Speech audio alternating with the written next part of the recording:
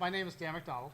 I'm the Vice President of Research at the National Association of Broadcasters. I think most of you are familiar with our organization, but just to give you the quick primer.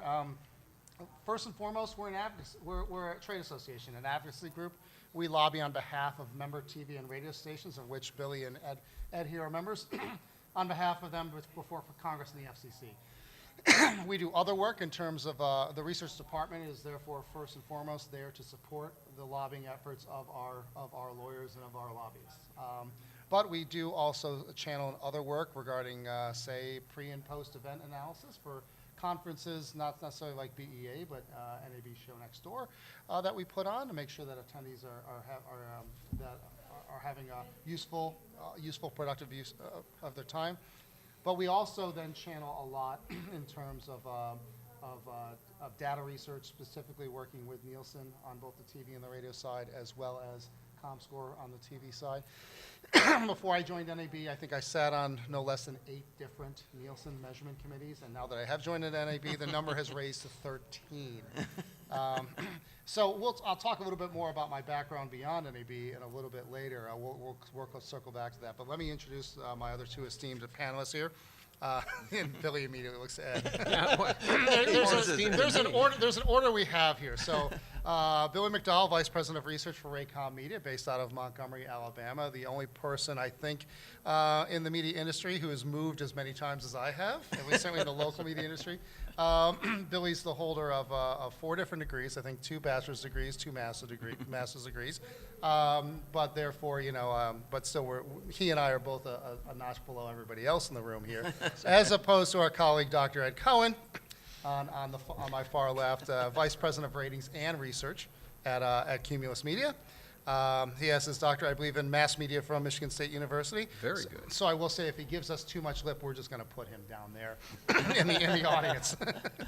Me, I just have my stupid Bachelor's of Arts degree. So anyway, said, we thought after I wish I could have attended more of the presentations today. I was able to catch some of Mr. Rainey's talk a little bit before about his work regarding I guess, digital spaces. And I thought Don's remarks before that were really prescient in terms of talking about how literally at the turn of the 20th century, the newspaper industry was struggling with understanding their audience and meeting their audience's expectations then.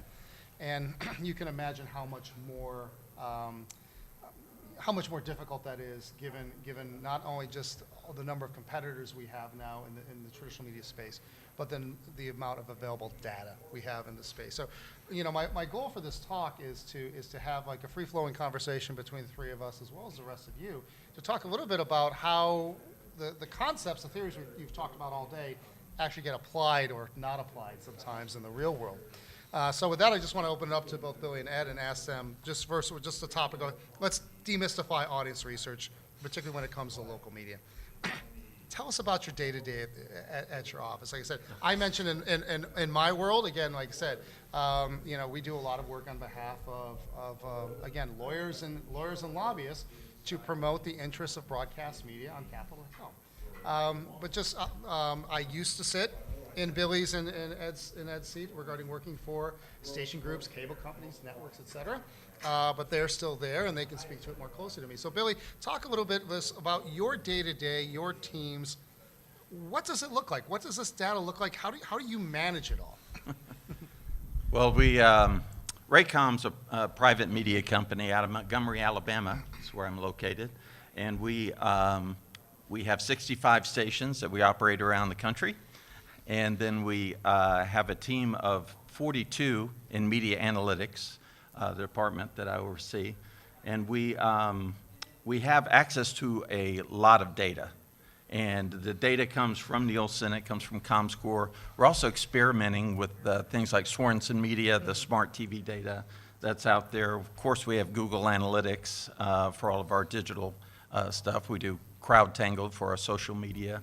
We do have a lot of qualitative research products, including Forrester Research. We have Scarborough and Marshall Marketing and Griffin and some of the other qualitative vendors.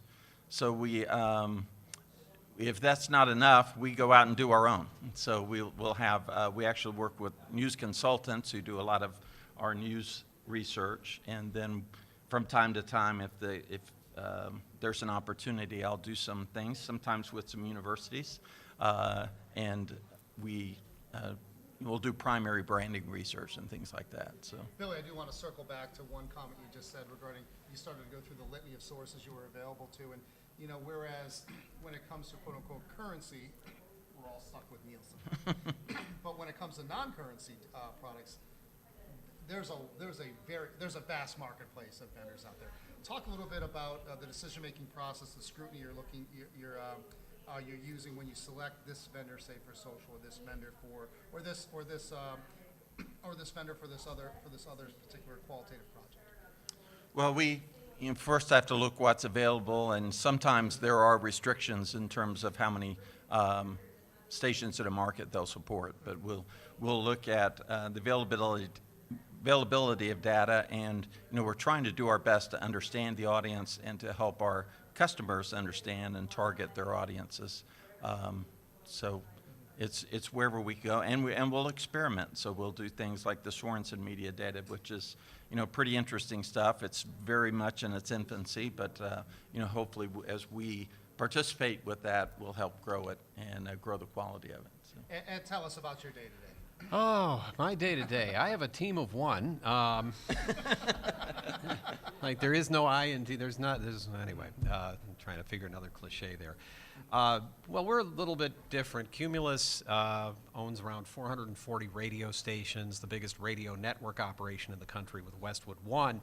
But I work in the Office of Programming, which is programming focused. I don't do much with sales. I'm not cranking out one sheets all day. That we do at the local level in the individual markets. There is actually a research operation at Westwood that is separate because network radio is one of the more arcane media things going on anywhere in the U.S. They have their own service called Radar. They also use something called Nationwide. Of course, it's Nielsen. I deal with Nielsen all day long pretty much, but what I'm doing is the best I can to try to beat the system with our stations so that they can get ahead, because if you know anything about Cumulus, we're in bankruptcy right now, along with iHeart, and we are, even before we ended up going there, we actually acted like we didn't have money, unlike iHeart. And we recognized we had a problem, so we don't spend a ton on it. We do it with smoke and mirrors, and we do pretty well for having just smoke and mirrors. But it's a battle every day with dealing with the Nielsen system, with small sample sizes, with very fractured audiences today, and the fact that radio audiences are not that big. The reach is fantastic. The reach is still up in the 90s. The problem is at any given time, the people using radio may be 8, 9, 10%, and that's in what we consider to be prime. Prime for us being Monday, Friday, 6A to 7P. So we focus heavily on that, and we're looking at any way we can drive that number to push that number up, especially in our big markets. We have a real broad range of markets, everything from New York and LA and Chicago, San Francisco, top markets, all the way down to Albany, Georgia, and Abilene and Wichita Falls and places like that. And Montgomery. And Montgomery, yeah. Well, Montgomery's a little bigger for us. It's bigger than Wichita Falls. And we focus more on the big ones, although I have done stuff for, I think it's I-95 in Montgomery, WLWI. I can't remember. How can you not remember all 442 radio stations? Because that's what they built Excel for. You know, I can look in there. Believe it or not, when I got started in the industry at a rep firm on the TV side, we were quizzed on the top 20 markets, all the stations, their call letters, their ownership groups. I mean, and at least that you were only dealing with 150 channels. Nobody expected us to learn number 21. Well, what's scarier is people will ask me, well, they'll say something about a market. I go, oh, yeah, that's that county and that county and that county. I'll know the county definitions of these metros, which is even worse. But, yeah, we basically use Nielsen. Yeah, I think we still have Scarborough on our new deal. If we don't, I don't deal with it. Scarborough. Should we define for the group what Scarborough is? Does everybody know what the Scarborough service is? Because Lee was kind of referring to a lot of the qualitative products that have existed for years, like Simmons and MRI, and Scarborough is a local product qualitative research service that is supposed to marry media habits with buying patterns. Yeah. It does it very poorly. Well, I should say, it probably gets the numbers right. You don't want to know how the sausage is made. Yeah, I worked there many years ago, and there were tales of how it was done, and now it's changing around again, and you don't want to know, yeah. I mean, I think we're all used to Actually, single any digit- of this you don't want to know. I came Yeah. to Cumulus about, well, seriously, I came to Cumulus about 2 years ago. I'd been at Arbitron and then Nielsen for 16 Yeah. years, and also a couple of years at Birch way back when, before it went under. So I've got a pretty good pedigree on the ratings provider side, and most of it's pretty clean, but there's just so much to it. It is such an unwieldy system, even when it's done as well as it can be done. That's part of it. It is not simple to do this stuff. The scale that it's done at, I mean, it is very, very hard to do, and that's why you don't see much competition. I will say 20 to 25 years ago, using a three-part model, Scarborough was in single digits with response rates before single digits were fashionable. It was, well, yeah, I've given up on response rates. I'll let the MRC deal with it, Media Rating Council, because we're going to use the data no matter what. Yeah. I mean, what are we going to do? You're going to say, oh, yeah, I'm not using that. It's got a response rate below 10. Yeah, and then they make up, this whole SPI thing is, come Sample on. performance indicator. Yes, thank you.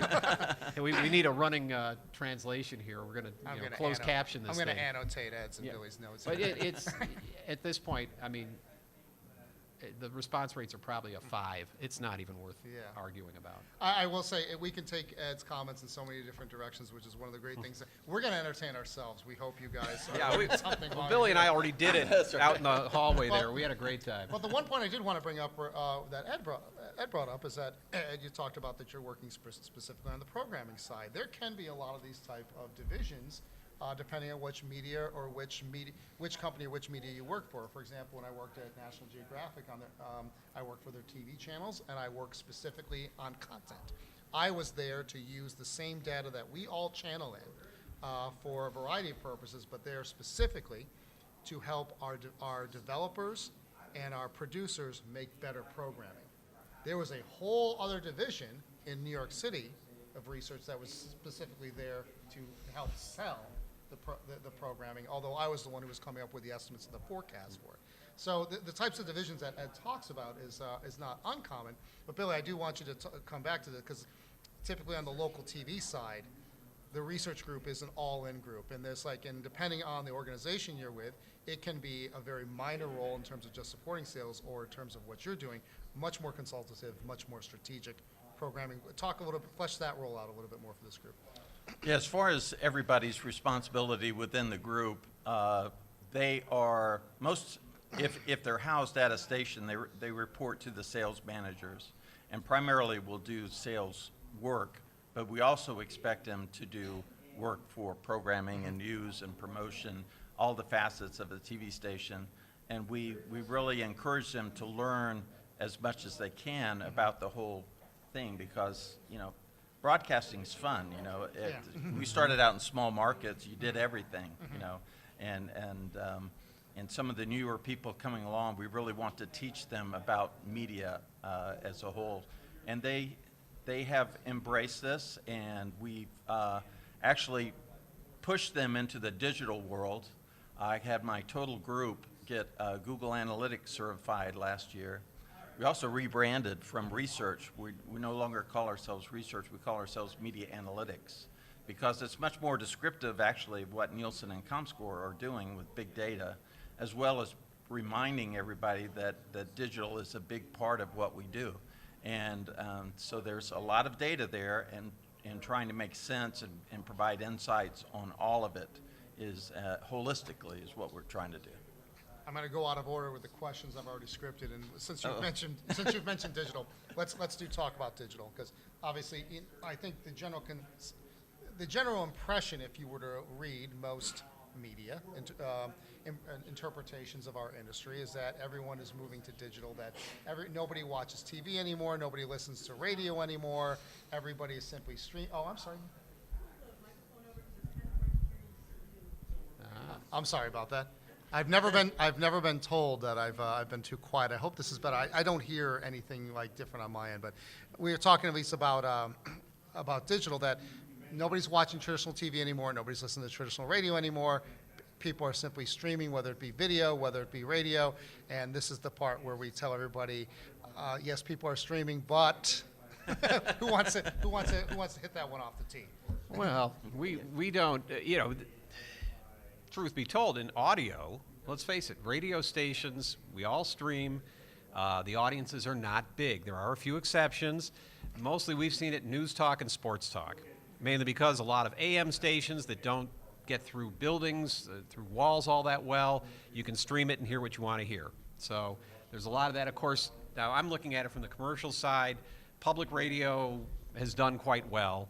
Kind of a different animal. They don't have commercials. They don't have the restrictions that we have, and they can sell it too. They don't have to have the restrictions of, okay, you can only have this is brought to you by your friends at whatever, and all the rules of underwriting.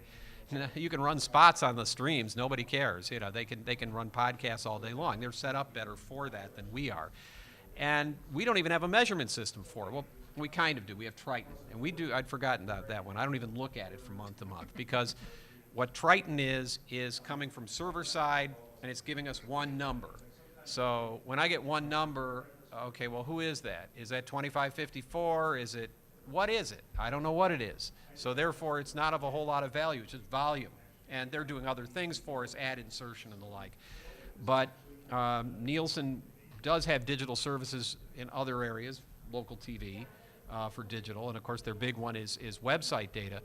The one for radio we've been seeing preview data for a couple of years now, and nobody's bought it. And part of it is the numbers aren't big enough to get an ROI for it. It's not a matter of, I think there are other companies who say it's a lousy service. I helped build it, so I know it's a decent service, but you got to have enough audience, and most of our stations really don't. And we still are trying to figure that out about what we can do, but we still have to run commercials. So, if you'd rather pay Spotify $10 a month to get nothing but wall-to-wall music, we can't match that.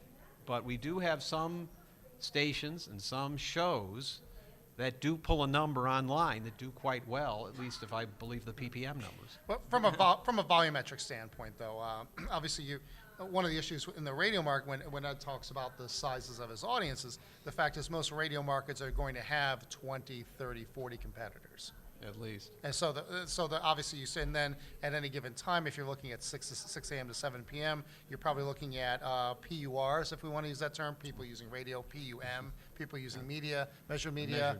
I probably about 15, 20% of persons. I wish it was that high. It's I not that was going high. to say 10%, but It that's the is 6 in a.m. to diary. 12 midnight number. In diary, it's that high still, 15 to 20 as against Right. cut levels.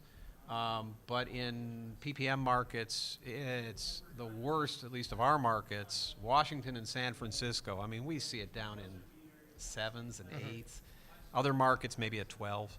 That's it. That's a rating. So, and I just tell people, if you want to understand it, 100 minus. Those are the people that aren't listening at that time.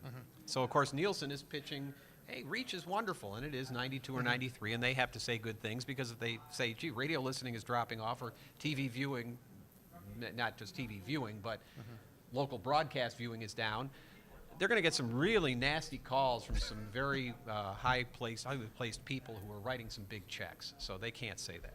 But still, I will say, and then I'll transition to Billy here. Nielsen's telling us that people are still listening to 2 hours of traditional terrestrial radio every day. We know that the nut of people listening to streaming or podcasting or whatever is still smaller, much smaller on a day-to-day basis. On TV, the average metric for time spent watching live TV is still 4 hours per person, 2+. The amount of streamed video, the amount of delayed viewing is about an hour. The amount of streamed video via computers, tablets is much smaller than that. Talk about the balance, Billy, of your stations and the public's and consumers' interaction with you, the old-fashioned way versus the newfangled ways.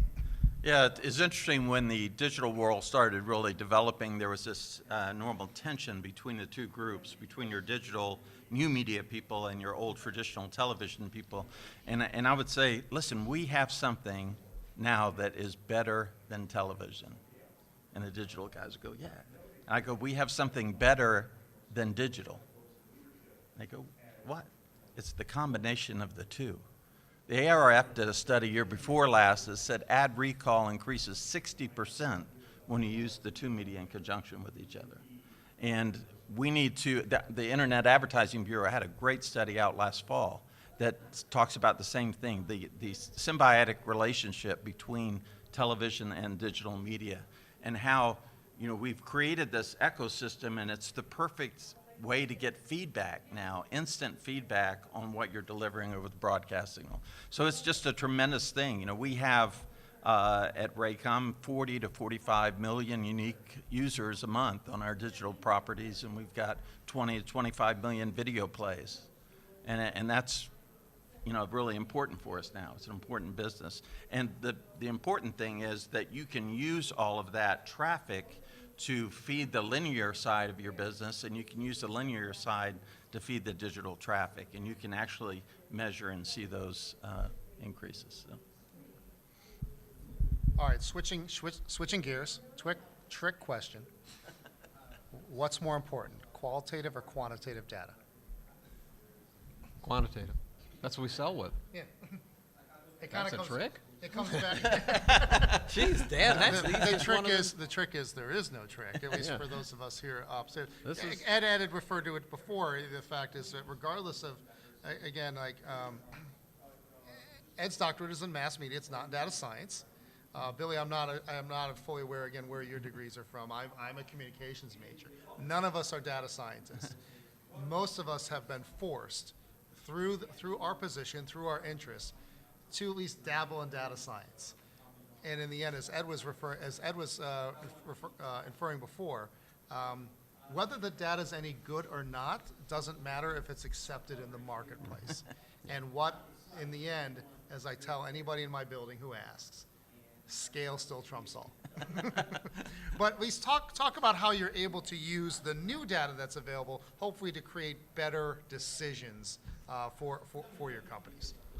Well, let me say that, you know, quantitative versus qualitative, there are so many things that the television industry does that is improper use of data.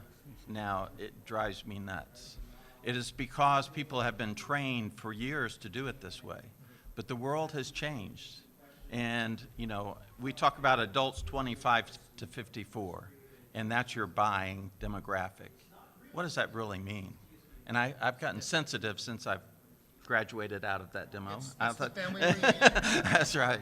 But we still purchase things. And, you know, the agencies now have so much data at their disposal, including, you know, Experian type data down to the household level in terms of all their expenditures, and then they have, you know, just first party data from their retailers. They can actually get in there and identify who that is that's buying the product. And then when they boil it down, they go to the media buyer and they say, buy adults 25 to 54. It makes no sense. I will say, you'll never hear me defending an ad agency outside this room. But a couple things I will come back to. One thing, ad agencies these days, for all the data they do channel in, are beholden to auditors on efficiency in terms of being able to buy the most number of viewers, the most number of listeners for the least amount of money. That it doesn't matter what data they have available to them, they can't do anything with it. And then the next question would be, for all the consumer sets that we are able to channel in, are any of those sets actually any good either? and that's something I'm not sure we really want to scratch at. Well, I do think there are important things like, you know, ComScore is a competitor to Nielsen, and they started with some verticals. So they have actually polk information, which comes off your vehicle registration. So they know what kind of car is sitting in your garage. And they're able to match at the household level your viewing. And I think that's pretty rich and good data. The first industry to actually embrace this data was political, because we went right off political voter registrations, and you know that, and then you know the household viewing at that level. And so you're able to match those. And so the political people started with Obama's first campaign. It's one of the reasons he was so successful. So I do think that kind of information is really rich and good, and we ought to use it when we can. It's not so controversial when Obama scrapes Facebook data, but that's a conversation for another time. See, try getting out of that one, Dan. Ed, talk to us about how the new products help inform your business. There isn't much going on. Radio is kind of trapped at the moment. I mean, all these things that Billy's talking about that he has access to, we really don't have the equivalent. There isn't much. We don't have any kind of big data source. That's all there is to it. There's nothing equivalent to set-top box. There's no competitor. I think that's part of the issue we're facing, is because any company that gets into a competitive situation has to address that. Nielsen has a competitive situation in the local television audience measurement market because they have, and you're a subscriber to what's now ComScore, was Rentrack for a lot of your markets. We don't have anything like that. So they're doing some things, but not that much that I see. I mean, I've told them as much privately, saying, you're using radio as a cash register right now, and in a way, I don't blame them. If I was sitting in there on that side of the table, I think I'd probably be doing the same. You got to look at where the threat is, and they don't have a threat in radio at this time. So they're doing some things, but we need a big data source. We know what it is. It just isn't there yet, which is infotainment systems, it's automotive. And I've worked in that for the last bunch of years. I was doing that at Arbitron, and then Nielsen for a couple of years of trying to work that in. Seeing if there are ways to do it. And that's a slow process, because if you think our business sometimes moves slowly, get into the automotive business. Glaciers, I think, move faster, so they take their time. I mean, yeah, to Ed's point, in fairness, because at the NAB we do a lot of work with automotive manufacturers, and for all of the interest that our organization has in promote and continue to promote radio's primacy in the car, or at some point with self-driving cars, video's primacy in the car. The fact is that, trust me, when you're talking with an auto manufacturer, you will not get in the way of their purchase. And so for all the best ideas we have about making sure, it's like if the radio helps them sell the car, it'll stay. If the TV helps them sell the car, it'll come. If it's not going to help them sell the car, or the advanced analytics, I mean, yeah, to Ed's point, what is GM's interest in helping Ed better understand how people are listening to their radio once the car's already been purchased? They want to sell the data. See, that was when I got into that stuff in 2012. First of all, they didn't really understand they had all that data.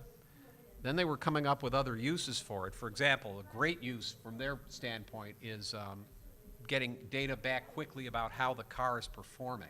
Because if you're going to have a recall, recalls are very expensive. And by the time you figure out, the way you find out there's something going wrong that was going wrong at the factory, that wasn't handled right, is people start coming into the dealerships and going, this isn't working, and they're seeing the same thing coming up. So now it's got to filter back to Detroit or Tokyo or wherever it's got to go, Munich, and they go, uh-oh, we've got a problem, and we're going to have to recall these cars, and we now have a bunch more that have already come off the line that are bad too.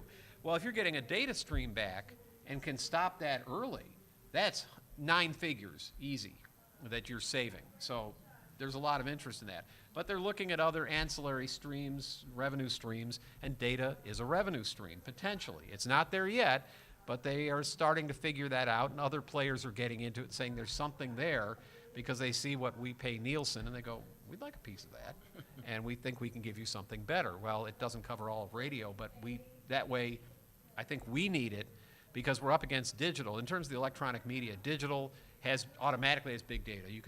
Dan made a reference to it, but you can question how much of it is perhaps fraudulent, but it's big. And television is getting it with set-top box, so they're going to have millions, or in local markets, thousands and thousands of data points. And we're sitting there with 975 meters in Memphis, Tennessee, to tell us what's going on for a market that's 48% African American and about 48%, we'll call it white. There's a little in between there of Hispanic and maybe a little Asian. And so when you've got a country station in Memphis versus when you have an urban, it's like you've got no sample. And all it takes is one person, one household leaves the sample, and the next one that comes in is very different in their listening habits. And you just went from doing pretty well to like, okay, you're in the dumper now. So we need something that's going to smooth all that out. Yeah. What's interesting, at least, again, what we talk about with that, in traditional radio, 20, 30, 40 stations per market, and then you add on streaming to it. The sample sizes were always small. Streaming's made them even worse. Just given the amount of choice, then you take that same number of people, now you multiply the choice that they could be listening to. On the TV side, I think because of the legacy of the brands, the ABCs, the CBS, the NBCs, the Foxes that have not existed on the radio side, they've been able to hold up better from a positional standpoint, despite the fact that you have the typical home has 200 TV channels, they have 500 scripted shows they can steer from. But I think we're beginning to see some of that bounce we've talked about that you hear on the radio, you see on the radio side, where you can have very, very extreme changes in your ratings performance based on one or two responses. We're now beginning to see that on the TV side if we just look at at traditional sample research by itself without big data. That's right. Yeah, and that's why Nielsen is actually moving away from that and trying to get as many data points in local markets as they can. It's coming quickly. It's coming this year. We're a little nervous about it, honestly, because we haven't seen the total impact. It's going to be a huge disruptor to our business this summer. Billy and I have a call about this tomorrow morning at 7 a.m. Yeah. No, you think we're joking? No. We have a call about this tomorrow morning at 7 a.m. Yeah, it's Could you describe what it is? I mean, do you know some of the new elements of it? Sure. Well, there's 5 different ways that Nielsen's going to be measuring local markets. And first, it's going to start with all the diary markets that are currently out there. The last diary is in May. And so in June, they're going to go to return path data off of Dish and Direct, and they have We should define here, So then- return path data is set-top box data. set-top box. But not data. all set-top boxes can actually return viewing data, thus the delineation. What he said. So we haven't even seen the impact data and what the changes will be. We know what happens typically when a diary market becomes measured electronically, and so we're guessing that there's going to be huge changes in that data. So that's coming first in June, and then we have set meter markets and code reader markets that are actually getting return path data as well. So that's coming probably late third quarter, fourth quarter. And then there's the PPMs, which is radio measurement. Ed can tell you all about that. And they're being integrated in with the television meter samples in LPM markets and some set meter markets. So all that is going to mean huge rating changes. We've already seen it in the little impact data that we've seen. And so that our businesses are going to have to adjust very quickly. And we should also mention on top of all this is our changes to Nielsen's relatively new viewer assignment demographic modeling regime, which had already within set metered markets, which is basically markets 26 to 50, had gotten rid of diaries already and basically assigned viewing by demo estimate according to what essentially were adjacent local people meter markets were doing. So yeah, there's been just a little bit of change going on in these markets. And I will say I'm surprised, and Ed, you might be able to chime in here too, because again, you did spend 15 years at Arbitron. To think that Nielsen would ever get into the modeling business, I think you could have knocked the three of us over with a feather about 10, 15 years Yeah, ago. a long time ago, it was always, well, if you didn't measure it, you shouldn't report it. That just couldn't be done, although Scarborough was always in a way modeled, always. But that's not currency. Yeah, no, it's not currency, true. Well, it is for print, actually, but True. they had that pretty well covered. It almost has to be. We just have too many choices. That's the problem. If you're going to measure everything, actual measurement, actually seeing somebody doing something, knowing that somebody physically did something, or at least something happened, a set meter doesn't mean anybody's watching. It just means they were able to track what the viewing or what the set did. It had to happen. I'm not that surprised. I really wasn't. I think, I feel like in some ways radio is like the old jokes about Canada and the U.S. I mean, we're Canada because, and we were talking about it out in the hallway. Didn't use that analogy, but it's similar because we were talking about that. Maybe you're Quebec, not just, yeah. Well, we can be like Quebec at times. Boy, do we give them crap over, but we haven't been able to vote to secede. We're not going independent. But the reason I'm saying that is a couple of things. Like Billy and I were talking about The metric that is still used in local television and local radio is average quarter hour, which started sometime in the 1930s. And we're still using it. And we like it because the numbers are bigger than average minute, which is equal to impressions. Average minute is used by national television. We should pause here for a second. Does everybody understand what we mean by average quarter hour? Because it's not just how many. If you've taught audience measurement 300 or whatever, you've learned it. Just the point being, you get credit for all 15 minutes of viewing or Yep. listening by viewing or listening 5 minutes. I just want to, I never learned any of this stuff in college, so I just want to make sure everybody knows what we're talking about. Where did you go to school? You didn't go to Michigan State. No, I did not. If you'd had me for that class, you'd have been fine. I was teaching it back then. But if my comment to Billy was if local, and Nielsen would just as soon have local television go to average minute, and that would mean radio will have no choice, because that's the Canada analogy, because when you're when you sleep next to an elephant, if they move at all in the bed, you're going to feel it, and that's what would happen. And if that happens, all of our numbers are going to go down. The diary markets can't really handle it. We still have diary, and we're going to have it for years to come in markets below where PPM is like 50 and down rank. But if that happens, then our numbers go down and we have more problems, because our problem is trying to say, look, radio works. Radio works as a marketing medium, as an advertising medium, and a lot of people just don't think about it because it's old. It's, podcasts, that's the bright new shiny object. And we do podcasts. We have a Westwood One podcast network. We have some local people doing podcasts. That's great. But come on, folks.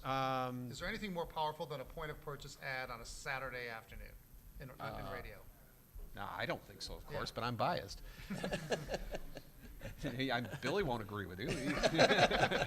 It's got to be a TV ad. But the thing is, we need to bring some pizzazz back into radio, and we're trying to do that. And being able to show that the stuff works, being able to have some advanced analytics is going to help us greatly, and that's what we don't have right now. But I guess on the flip side, what I was saying, this, Billy, I'll tee you up regarding our conversations with RPD. Return path data. Set-top box data is great.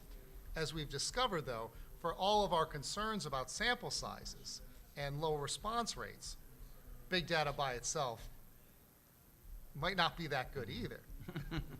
Yeah, there's always, in that type of measurement, always missing homes. And that's what you worry about when you have certain providers reporting data and other providers not. And then you have over-the-air homes and what to do about those. Nielsen has a very different approach than ComScore does. And even though they're using many of the same providers in terms of return path data, the numbers I expect to be very different.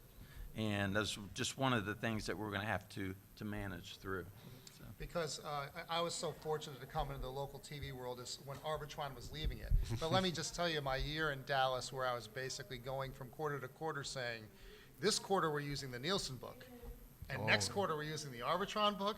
Boy, if you want to try to craft yourself some legitimacy, some authority in the marketplace, that's a really good way to do it. Hey, I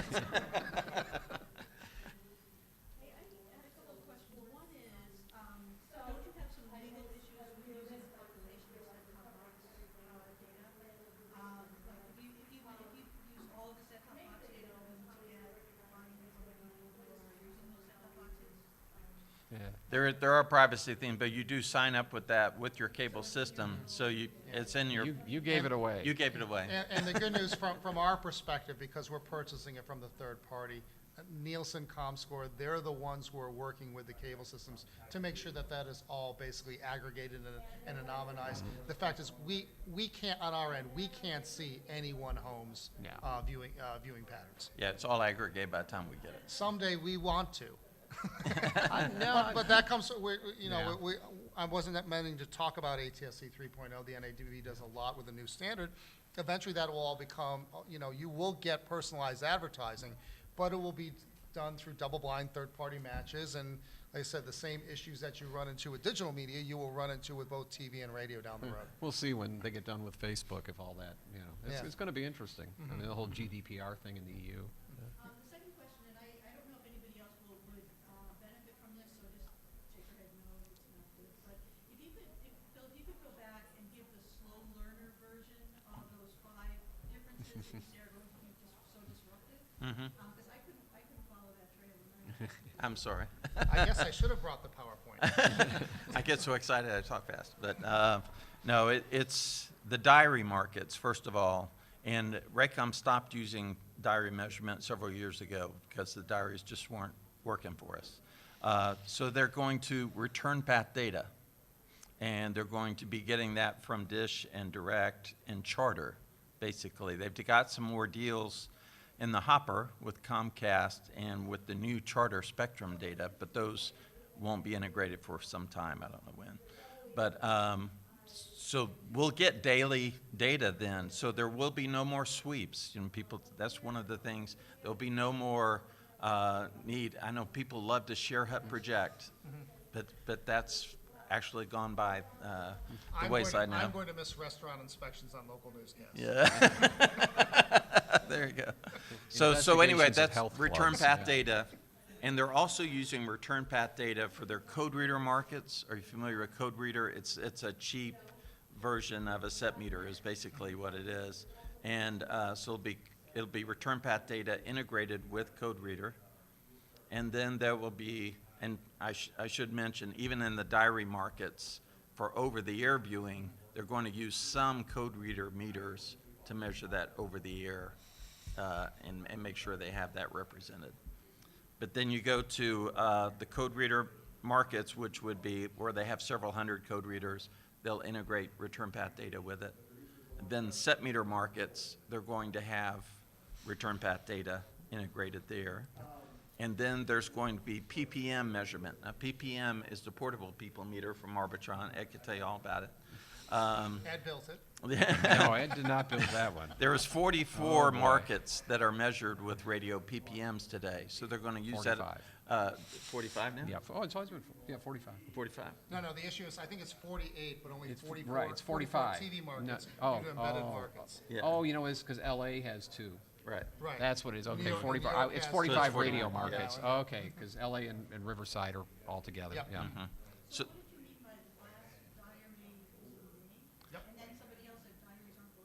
Radio diaries are not going. TV diaries, which, while they're still alive at the moment, I mean, I last worked in television in '99, and they were dead then. I mean, they couldn't do it at that point, but they've been around. They finally die. Nielsen will not send any more out as of May of 18. they were unaccredited by the MRC, the Media Ratings Council, in May of 2009. And Nielsen's always promised to get rid of them, and they've had several dates. Now this is it. May's it. Nielsen first promised the end of television, of pen and paper diaries for television measurement in 2006, to take place within 5 years. Well, this So- time you know they're serious because Yeah. it was just announced they're firing all the editors in Florida. So that went out last week. That was in the trade. So all the editors are gone. So there won't be anybody after June they'd have to start from scratch again, which I guess is a pretty strong commitment. They're not going to do TV diaries. So I would say the 44 markets that are going to use PPM in conjunction with the meters, those include the 25 local people meter markets, which are basically your top 25 markets, and then a number of set meter markets. But if you want a twist to that, PPM is covering radio metros, which are not the same as television DMAs, except in 2 instances, and Houston is also done as a DMA. So PPM covers part of a market, and then the rest of it is the regular Nielsen system now. So it's different, and yeah, it's weird. So the idea is, again, we talk about how dirty does the data we work on get. Yeah. Just for our currency data, you're talking about in the top 25 markets, melding 2 different technologies with 2 different territories. One household base and one person's base. Yeah. With 2 different methodologies. And Now, the good thing about PPM is that it does include out-of-home viewing Yeah. for the first time ever. So the ratings actually come up for some of our stations. It's not even across all Yeah. stations, but the rating points do come up. So And is this the part where we explain how then Nielsen's going to bend over backwards from a data science standpoint to use either out of home from here or from here? Because like I said, because in the end, again, again, like I said, we all dabble in data science, and we've all also made very significant compromises for the sakes of our business. But before we move on, we have not spent nearly enough time complaining about Nielsen. So, it's like, let's. Well, there were some questions. They're the 800-pound Yeah. gorilla. Like, Yeah. let's just address quite- Nielsen before we take any other Oh, questions. I okay. mean, just strengths, if there's any weaknesses, what you'd like to see from them, your personal experiences They're with the company, recording your this. personal experiences working for the company. Oh, good God, no. I'm not saying a word because it'll all be on video. I have a lot of friends still there that I like, mostly Arbitron people that are still there, the ones that haven't left or been fired. And there's a very different vibe. Having worked at Arbitron as long as I did, and there were people that were there forever, and they loved it because for all the crap you took, if you work at a rating service, it's circle the wagons, folks, because you are gonna, you're gonna get a lot of arrows fired at you. But a lot of very good people there. It was a lot of fun. It was a family type atmosphere, and they took care of us because we did make a lot of money. They took care of us, and Nielsen came in, and they were a very, very, very different company. I'm gonna kind of leave it there because anything else but I deal with them every day. I deal with some very good people. People-wise, the folks I deal with are excellent, but I'm not convinced that they're doing what they need to do for radio/audio. And I will say, Billy, you and I having our backgrounds in TV, and one of the things Ed has kind of run into, you could almost call it new Nielsen. The Nielsen Billy and I first worked with was literally this sleepy Pinellas County-based company that kind of ran like a mom and pop and kind of like did everything kind of by tradition because that's the way they'd always done things. And they were kind of bought and sold by various third parties and venture capitalists. It was a joke that every year we'd get a new business card with a new logo. I at one point had them like 8 logos deep. More coffee mugs that way. And then I guess in the mid-2000s they were bought out by former people from GE and things changed. Yeah, I'd actually, what Ed did, there's some very smart people at Nielsen, and if you stop and think about their business model, the watch side of the business, which is the media side of the business, doesn't represent all of their business. So it's just a portion of it. But they are trying to take the assets that they already had in place, the LPM service, the set meters, and such, and trying to figure out how to bring those along in this new world that's so hard to get people to respond now. Just cooperation is a huge issue.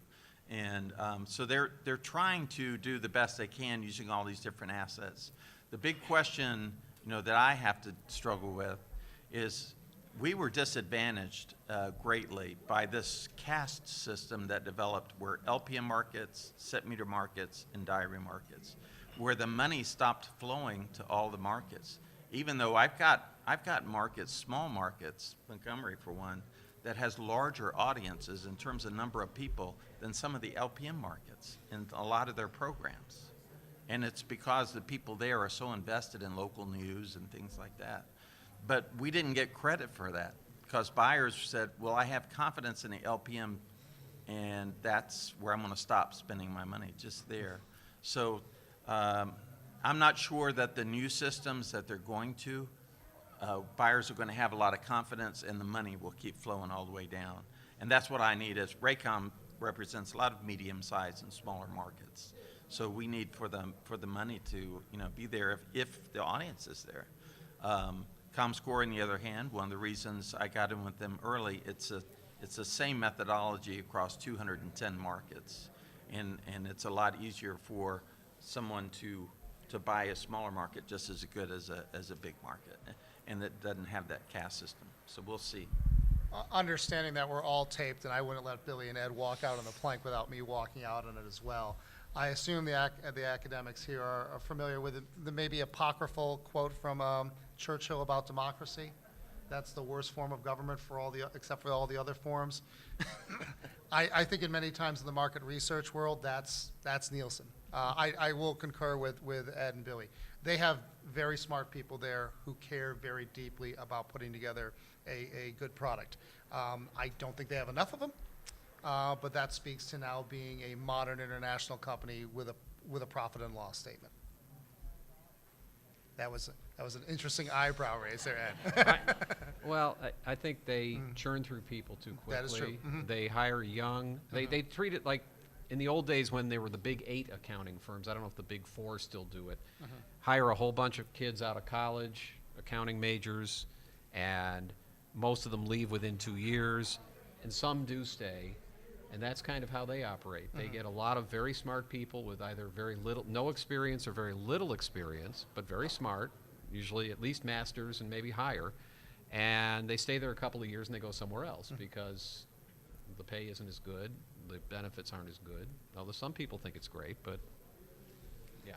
From the Get 'em talking and you'll- from the outside, they have always been and have become more so a very opaque company. It's very hard to understand who reports to who's responsible for what, and what Nielsen values amongst their own staff. Given that ultimately in both, less so in TV, but certainly in larger markets, but definitely in radio, they're a monopoly. Well, I would say one thing on their behalf. They do a great job of providing insights. I mean, if you think how complicated media consumption has been in the last 10 years, it is hard to keep up with. And they have done a pretty good job at actually helping us understand where the ebb and flow of the audience is. And we need a company to provide us the perspective that they do, holistically, because there will be more and more data sets that we will have slivers of data and a certain view, but we need somebody that has the perspective of the entire media consumption universe in order to understand where the opportunities are. Maybe everybody else in the room knows the answer to this, but I don't. What is the future of the Council of Research Excellence? There you go. Did you pay her? Actually, no, we go Actually, back. I slipped her 20. There's a plant in the audience. Actually, we have been meeting, and some of you may know that on one hand, Nielsen funded us in order to do research and development. The Council for Research Excellence is a body of media researchers from all the major companies and we performed a lot of research on behalf of Nielsen and behalf of the industry to try to understand media consumption and how to improve measurement. So that was the mission. Nielsen funded us until last December, and then they pulled their funding.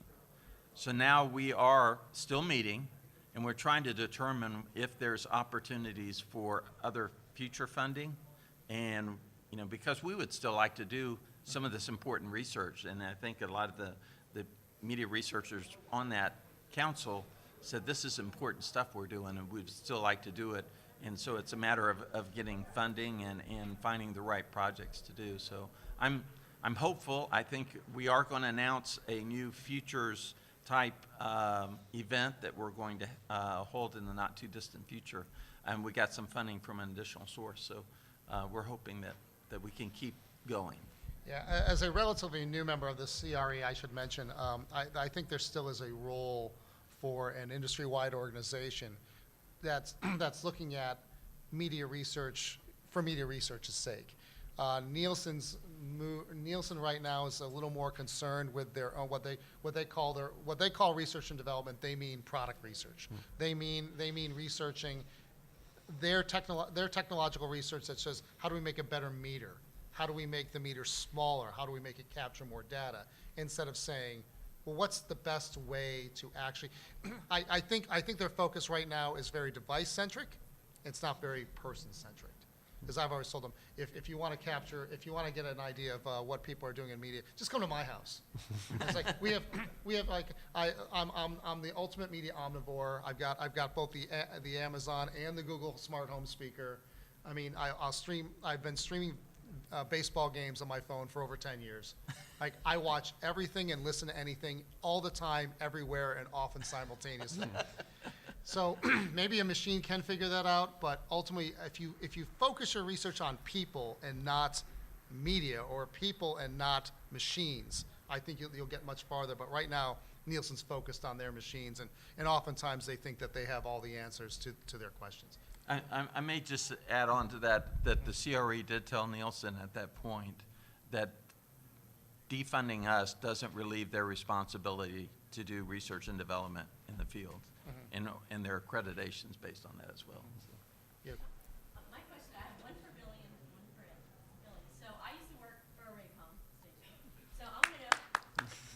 fired her?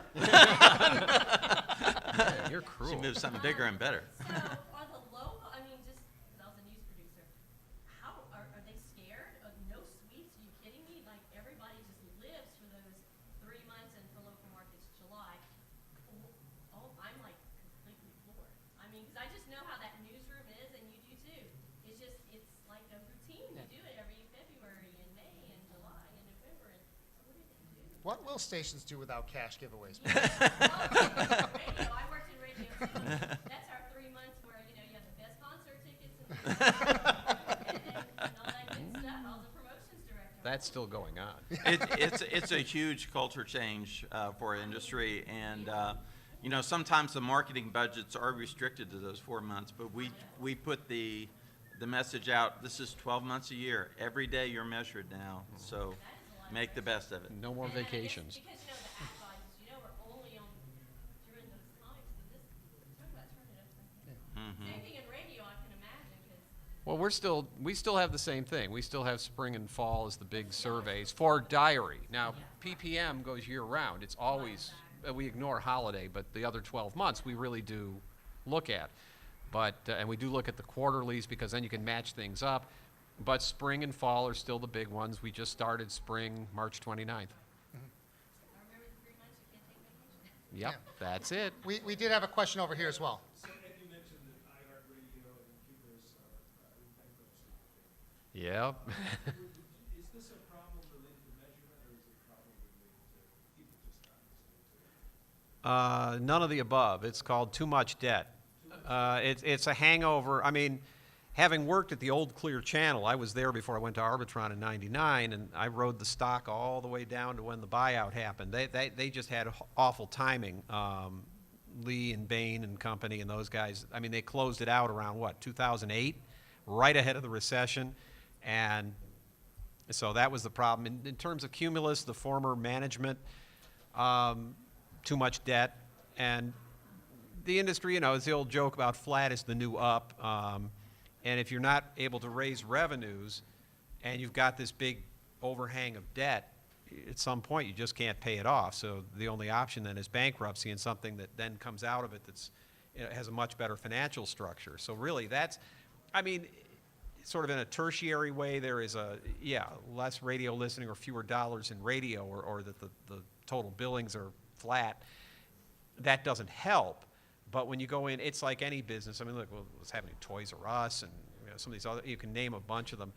It's all pretty much the same thing. If you have a lot of debt, you've got to service that somehow, and it's hard to pay it off. As Nielsen went through that, now Nielsen did okay. Nielsen, that LBO was what, 2006?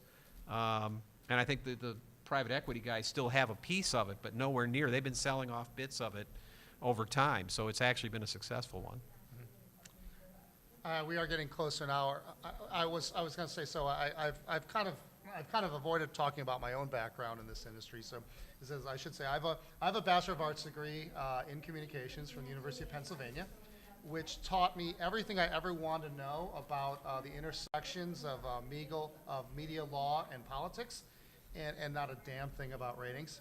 But I'd always wanted to work in media. I'd always loved local television. I've never wanted to work anywhere but in the media industry, and I've been lucky enough through the grace of God and through fault and through happy accident to work at 4 different TV stations, to work for the largest cable company in the country, to work to be head of research for National Geographic's U.S. cable channels, and now here at the NAB, where I get to mix my love of both policy and media.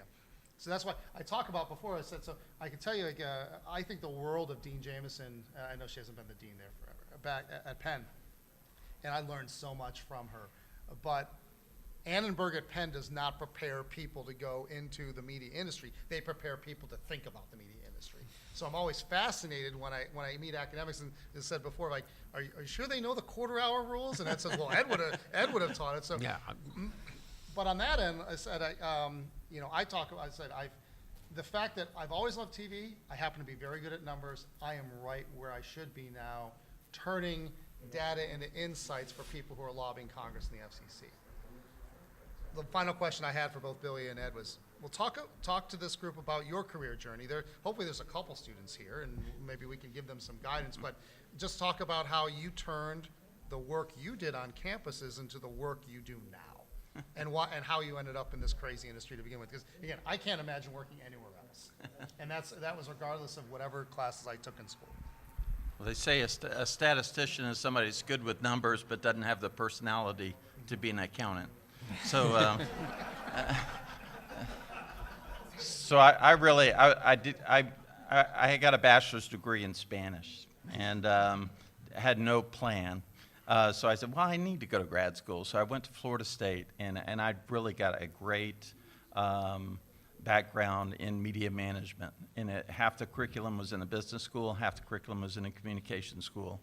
And it was just a great background for that. And then I did some further toward a doctorate in business administration and marketing. I didn't finish. My wife said I was educated far beyond my intelligence, and I kind of got to a platform there. So, the academic environment really did help, because immediately when I went into a TV station, it was hard to get a job at that time, but I finally got a job and started working and really became successful based on what I was taught at Florida State. It was a great experience for me. And then I moved from small market. Yeah, I was in Tallahassee, and like I said, we did everything. I did sports, I was a producer, I did pulled audio cable at FAMU games. I did anything that I could do.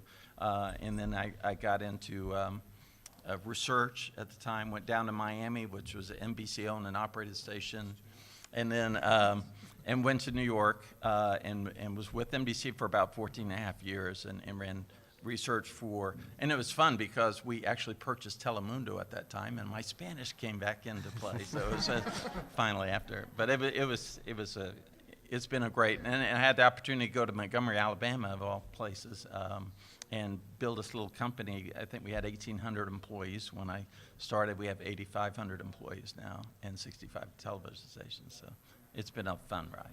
You had a lot of moves, but I guess it was pre-career. I can go through my path. Ed, what got you into media? Oh, I think I talked myself into it when I was about 14. I just liked radio. And of course, radio was a big thing then because I'm older than most of you. So I did my undergrad in telecom at Michigan State and hung around campus radio and did some real radio at a little small town station, and decided it wasn't time to go really work at that point. So I wanted to get out of the cold, having grown up in upstate New York and then going to school in Michigan and freezing my ass off a good part of the year. So I This did is a... being taped, by the way. Yeah, well, it's all true. And so I decided to do an MBA. Plus, I thought I wanted to eventually run a station. Well, of course, then you couldn't own 7 radio stations in a market, but wanted to run a station and do that. So I decided to get an MBA and went to the University of South Carolina, because when I got to Columbia, it was 80 degrees and sunny, and I thought, okay, they'll give me an assistantship, I'll go there. So I did that, and then ended up spending about 5 years after that at WSPA FM in Spartanburg, South Carolina, doing easy listening in my 20s, as an operations manager, which I think there was brain damage. I mean, that's the old easy listening. We still had numbers back then, but I like this numbers stuff. So I thought, well, I don't really know it very well, so the only way I'm going to do this, I guess I ought to go back to school. So I decided to get my doctorate and went back to Michigan State. And as I tell people now, I got it because I got so damn tired of that damn horse. It's, oh, Mr. Ed, yeah, okay. No, it's Dr. Ed to you, damn it. And it works. It's a great brand, man, I'll tell you. I've been using that since I was in Pittsburgh. So, yeah, shot down a sales manager that way. He was shocked. So anyway, I finished that up, went to the NAB of all places, because NAB liked hiring PhDs back then. It was Not anymore. Yeah, no more of that, yeah. Well, it was, Rick Ducey and Mark Fratrick and that whole crowd, and so I ended up there for a couple of years and went back and taught for a year, so I got it out of my system. Some people are meant to teach, and some people probably should be in the business side, and I should be in the business side. So from there, ended up at Birch in South Florida, and that Birch went under. That was VNU. So I got a call from Tom McClellan at Cox saying we need a research director in Pittsburgh. So I was a research director at WPXI TV in Pittsburgh for a couple of years, and then got a call out of the blue. They were looking for somebody to be the head of research for Clear Channel for this company out of San Antonio when it wasn't that big because they could only own 20 radio station, 20 AMs and 20 FMs, and they had and so they started buying up crappy Fox affiliates. I mean, real junk ones, and they had a magic touch. I remember they bought this awful TV station in Minneapolis, KITN, Channel 29, Fox 29, the kitten that roars, they called it. Not Clear Channel, the previous ownership. They buy the damn thing, and like 8 months later, Fox gets the rights to the NFL. They're suddenly the home of the Minnesota Vikings. If you know what that means money-wise, because when I worked for PXI, which is an NBC affiliate in Pittsburgh, they had the Steelers. That was probably 10% of all the revenue on that television station were Steeler games. When NBC lost the AFC rights, it's like, oh my God, that was huge. Of course, it was Cox, and they have plenty of money. So stayed there about 5 years. Arbitron came calling, and the timing was right because that's right when Clear Channel bought J-Corp, but things were kind of reversed, and I probably would have had my ass fired within 6 months because a lot of people from the old Clear Channel were let go. So I went to Arbitron. My wife and you can swap stories on J-Corp. Yeah, well, I didn't have to work for them. I left right at that time, and but I had a great time with Clear Channel. So I had a chance to work both sides. I've worked ratings as a vendor, as a provider, and I've worked on this side for a bunch of years. And I guess the thing also, getting students into it is great, but also even from, if you've ever thought about it as having a doctorate and going, yeah, I should stay in academia. If you like teaching and you like research on that side, do it. You're in the right place. If you think you ever should want to try business, there are more and more positions. I mean, I'm seeing more and more people with doctor ahead of their name, especially a lot of these digital operations now. Admittedly, they are more data science types now. We're seeing people like Dan was saying, people that, you know, they have fun messing around in R and Python and things like that, and I'm going, you got to be kidding. The only Python I know has Monty in front of it, so I don't, you know, I don't do that. You get somebody else to do that. So that's kind of how I got here, and after a while, you know, it's a small community. We all know each other, or we used to. I mean, now it's gotten bigger, but like Billy and I met, I think, on the Nielsen PGC back in the 90s when Clear Channel TV, they got me on there because I knew how to bitch at them, and of course you were NBC. So, and MRC things. So we all kind of know each other, so jobs open up and things happen, and you know, it's a lot of fun. Yeah, okay, we bitch a lot, but boy, our committee meetings are a riot sometimes. And, it's really interesting stuff. I've never really gotten tired of it after all these years, and I had a chance. I could have probably retired after the Nielsen thing ended at the end of 15, and then Cumulus came along, and I'm like, yeah, I want to do this, and I'm having a great time. Yeah. I would go through my my career chapter and verse, but Don's telling me to wrap it up. We've run a little bit over. I hope you've enjoyed us indulging ourselves here with career war stories. We're more than happy to talk once we turn off the mics as well if anybody has any questions. But I said we're lifers. We love it. We appreciate what you guys do for the industry, even if, like myself, maybe I didn't study any of it. But thank you for having us. Like I said, we're available after to talk some more. So thank you. Thanks.